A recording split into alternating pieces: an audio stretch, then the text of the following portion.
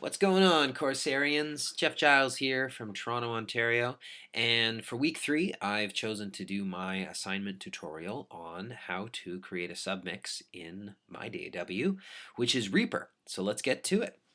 First off, what I've done here is I've thrown up 4 tracks. I've got a drum loop and 3 rhythm guitar tracks. The rhythm guitar tracks are very sloppy, please forgive me, but I wasn't going really for performance, just for illustration of submixes. So let me show you what I've got so far. Just using my internal mic, so the audio quality is not going to be very good. I'm just going to solo all the tracks one by one.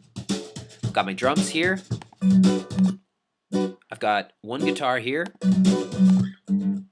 Got my second guitar here. And I've got my third guitar here. So there's my entire mix, and I've set the levels of the guitars, to a generally acceptable level between them all. And now what I want to do is I want to be able to control all those 3 guitars using one channel strip. And the way that I can do that, of course, is by creating a submix.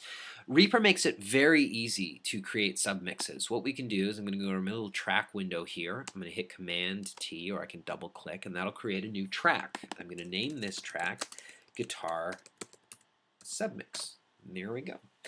And I'm going to draw your attention to the bottom right corner of this little track window here. You can see this little folder icon, and there's got those folder icons on all the tracks. And if I just move the mouse over, you can see that it highlights, and a little information bar says this button will cycle whether this track is a track, a folder, or the last track in a folder. And this is how we create submixes using what Reaper calls folders.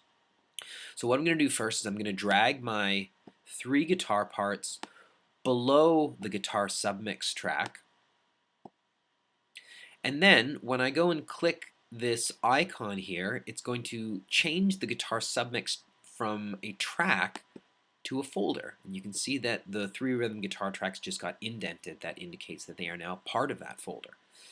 So it's when you click the folder icon, it'll bring every track below the track that you're clicking into the folder. So this is my folder. If I drag my drum loop down, it's not going to get added. And if I highlight the 3rd rhythm guitar track, you can see that it tells me that this track is the last track in the folder.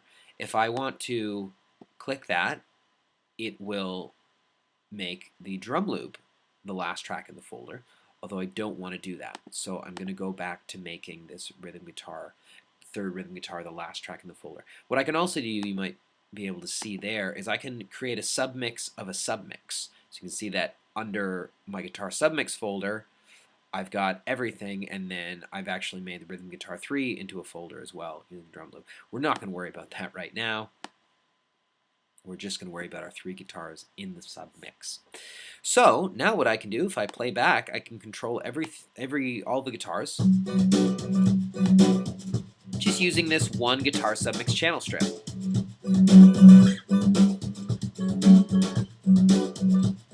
And I can control the level, the pan, and I can add insert effects, of course, and send if I want. So that's it. It's really easy to create submixes in Reaper. If I want to change this folder back to a track, I just click again, and now everything is back the way it was. So that is creating a submix. Thanks, folks.